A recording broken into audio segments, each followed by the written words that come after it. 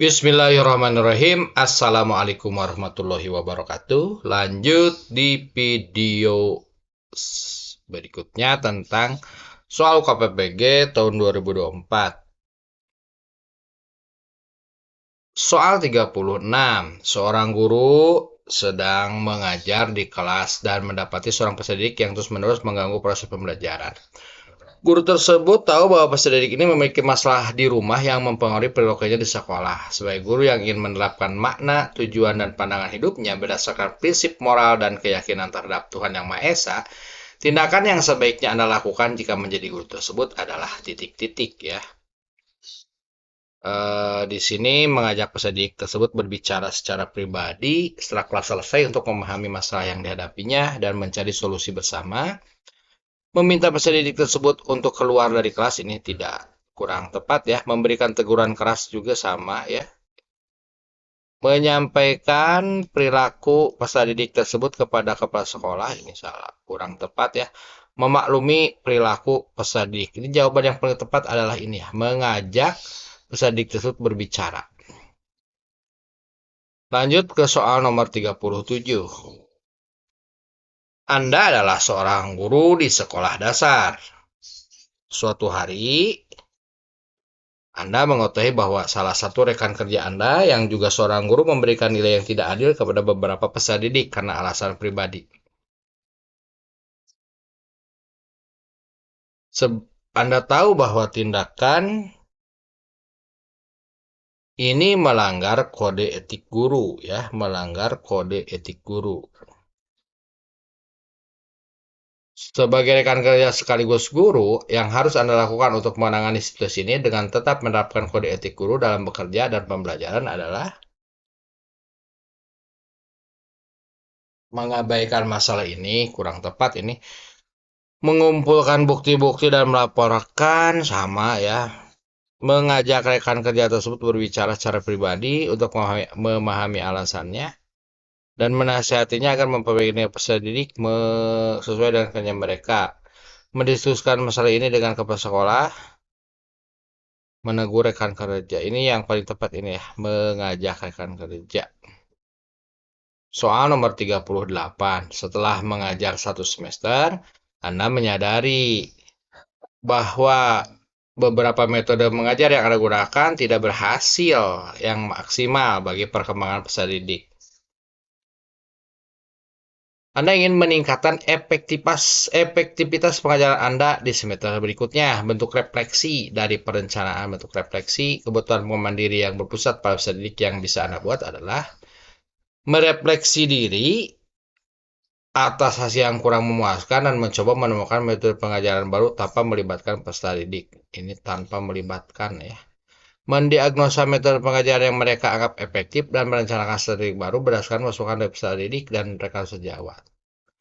Merasa metode pengajaran sudah efektif dilakukan, ini merasa kurang tepat. Menggunakan hasil refleksi menjadi bahan renungan diri agar menjadi semester berikutnya menjadi lebih baik lagi. Ini tidak cukup ya. Mengikuti pelatihan profesional secara mandiri dan menguji cobakan semua model yang dipelajari pada peserta didik. Yang paling tepat ini mendiagnosa ya. Soal berikutnya, setelah mengikuti berbagai pelatihan mandiri, Anda dapat mendapatkan banyak metode baru yang harus digunakan dalam pembelajaran. Cara yang bisa Anda gunakan untuk menerapkan hasil pengembangan diri agar kualitas pembelajaran meningkat adalah A. Menyimpan metode baru yang dipelajari untuk digunakan di masa depan, kurang tepat ini. Mengidentifikasi kebutuhan spesifik peserta didik, kemudian memilih dan menyesuaikan metode yang paling relevan sebelum menerapkan di kelas. Mengikuti pelatihan profesional secara mandiri dan menguji cobakan. Menerapkan semua metode baru secara bersamaan tanpa menyesuaikan, ini kurang tepat, tanpa menyesuaikan. Memilih beberapa metode yang dianggap paling inovatif dan menerapkannya di kelas tanpa melakukan, kurang tepat ya. Jawabannya adalah ini, mengidentifikasi kebutuhan spesifik peserta didik, kemudian memilih dan menyesuaikan metode yang paling relevan sebelum menerapkannya di kelas. Soal berikutnya, Seorang guru yang menyadari bahwa beberapa peserta didik di kelasnya mengalami kesulitan dalam memahami materi pelajaran dan kurang berpartisipasi aktif dalam pembelajaran. Guru tersebut ingin meningkatkan interaksi aktif dan empatik dalam kelas untuk memastikan pembelajaran yang berpusat pada peserta didik.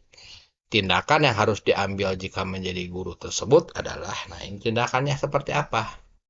Memberikan tugas kelompok yang mendorong kolaborasi antar peserta didik, sambil aktif berkeliling kelas untuk memberikan bantuan dan dorongan saat diperlukan, memberikan kuis singkat di awal setiap pelajaran untuk mengecek pemahaman peserta didik, namun tetap fokus pada metode pengajaran tradisional, menambahkan sesi tanya jawab di akhir pelajaran, memberikan poin tambahan bagi peserta didik yang aktif bertanya dan menjawab pertanyaan, mengatur waktu di luar jam pelajaran untuk sesi bimbingan individu dengan peserta didik yang mengalami kesulitan, mendengarkan masalah mereka, dan memberikan bantuan tambahan secara personal, menggunakan metode ceramah dengan memberikan contoh-contoh praktis yang relevan dan kebutuhan sehari-hari peserta didik, dan suka mengajukan pertanyaan untuk memastikan perhatian peserta didik. Jawabannya ini, mengatur waktu khusus di luar jam pelajaran untuk sesi bimbingan individu dengan peserta didik yang mengalami kesulitan, mendengarkan masalah mereka, dan memberikan bantuan tambahan secara personal.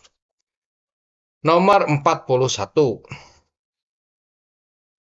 Seorang guru mengamati bahwa beberapa peserta didik sering terlibat dalam kegiatan bermain yang berisiko istirahat, seperti memanjat pagar dan berlari di sekitar area yang licin. Guru khawatir ini dapat membahayakan keselamatan mereka. Tindakan yang seharusnya guru tersebut lakukan untuk menerapkan kepedulian terhadap keselamatan dan keamanan peserta didik adalah, kegiatannya apa? Mengarahkan peserta didik untuk bermain di area yang aman dan memperkenalkan permainan alternatif yang lebih aman dan menyenangkan. Mengabaikan tidak, mengarahkan yang aman.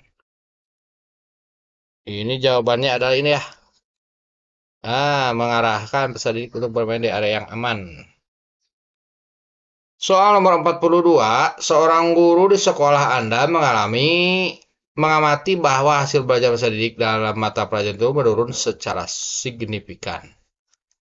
Sekolah memutuskan untuk membentuk tim kerja yang terdiri dari beberapa guru untuk mencari solusi dan strategi yang dapat meningkatkan hasil belajar peserta didik. Inisiatif yang seharusnya Anda berikan untuk mencapai tujuan bersama dalam meningkatkan pembelajaran adalah menunggu instruksi. Ini inisiasi ya. Mengusulkan. Nah, kalau ada kata mengusulkan untuk mengadakan rapat mingguan tim guna membahas kemajuan dan tantangan yang dihadapi serta berbagi ide-ide baru untuk meningkatkan pembelajaran. Soal nomor 43. Seorang guru menyadari bahwa beberapa peserta didik mengalami kesulitan dalam mengikuti pelajaran karena kurangnya dukungan pembelajaran di rumah. Guru tersebut ingin membantu orang tua wali agar dapat lebih efektif mendukung pembelajaran anak-anak mereka di rumah. Tindakan yang seharusnya guru lakukan supaya orang tua membantu yaitu menyusun modul. Ini kaitannya dengan orang tua, mengadakan pertemuan rutin, memberikan tugas tambahan, mengirimkan pesan singkat, mengundang orang tua wali secara khusus, dan memberikan penjelasan. Itu kan pentingnya keterlibatan. Nah, ini ya, mengadakan pertemuan rutin. Soal nomor 44. Seorang guru ingin melibatkan orang tua wali dan masyarakat dalam proses pembelajaran untuk memperkaya pengalaman belajar peserta didik dan membuat pembelajaran lebih berpusat pada peserta didik. Tindakan yang seharusnya guru lakukan adalah, ini apa ya? Ini jawabannya. Mengadakan sesi wawancara dengan orang tua wali untuk memahami keahlian dan pengalaman mereka yang bisa dibagikan dalam kelas, lalu menyusun jadwal kunjungan atau sesi berbagi kelas ya. Dan orang tua ini. Soal nomor 45, seorang guru baru bergabung dengan sebuah organisasi profesi. yang aktif mengadakan berbagai kegiatan untuk meningkatkan kualitas pembelajaran. Guru tersebut ingin berpartisipasi secara efektif dalam organisasi tersebut dan membantu memecahkan masalah pembelajaran. Tindakan yang seharusnya guru lakukan adalah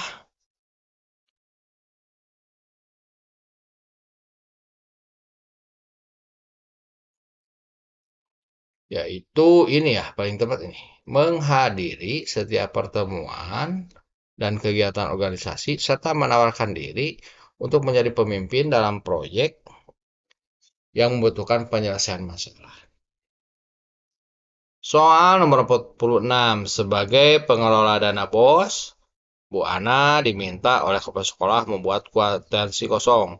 Belakangan Bu Ana tahu jika kepala sekolahnya membeli laptop baru dan menggunakan kuitansi kosong yang pernah dibuatnya untuk kegiatan yang sebenarnya tidak pernah ada. Yang akan Anda lakukan jika Anda menjadi Bu Ana adalah membiarkan saja, membuat tulisan lepas, membicarakannya, menyesal telah menuruti perintah sekolah, tambah mencoba melawan. Nah ini, menyesal dan menyampaikan kepada sekolah ketidaknyamanan yang dirasakan atas praktik-praktik baik tersebut. Soal nomor 47, Vario mendapati di sekolah tempat mutasinya rekan kerja yang tidak ramah dan suka mengusik. Suatu hari, rekan kerja sesama guru tersebut membicarakan hal-hal buruk tentang Vario di belakangnya. Dan Vario mendengar hal tersebut. Jika menjadi Vario, maka yang akan Anda lakukan adalah menegur ya. Harus menegur secara personal. Menegur secara personal dan mengajak rekan-rekan tersebut bicara dari hati ke hati. Nomor 48, Pak Putra membuat rancangan pembelajaran esok hari dengan media digital yang kontennya disesuaikan dengan materi membaca denah. Di tengah proses pembuatan bahan ajarnya, Pak Putra diminta kepala sekolah untuk membantu menyelesaikan nilai rapot yang belum selesai di entry. Jika saya sebagai Pak Putra, maka apa yang akan saya lakukan? Ini pilihannya ada 5 ya.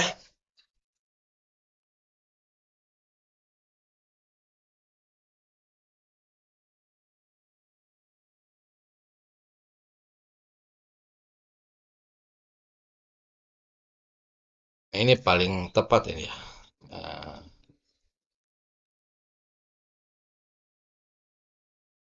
Nomor 49.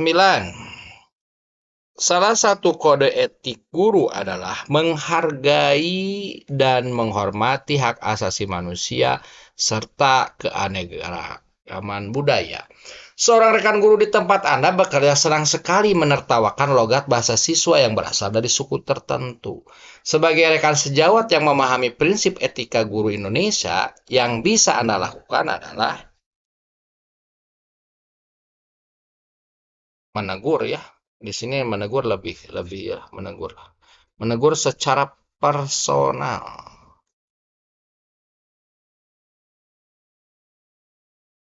Dan kembali kepada kode etik guru Indonesia. Nomor terakhir, berdasarkan analisis hasil diagnosis assessment, ditemukan siswa yang heterogen kemampuannya. Anda sebagai guru mengamati selama proses pembelajaran berlangsung. Terdapat 3 kelompok kemampuan siswa, itu pandai, sedang, kurang. Tindakan yang Anda lakukan agar pembelajaran berdiferensiasi bisa berjalan dengan aktif adalah, di sini ada sama mengelompokkan siswa ya. Nah ini nih, ada mengelompokkan siswa berdasarkan diferensiasinya.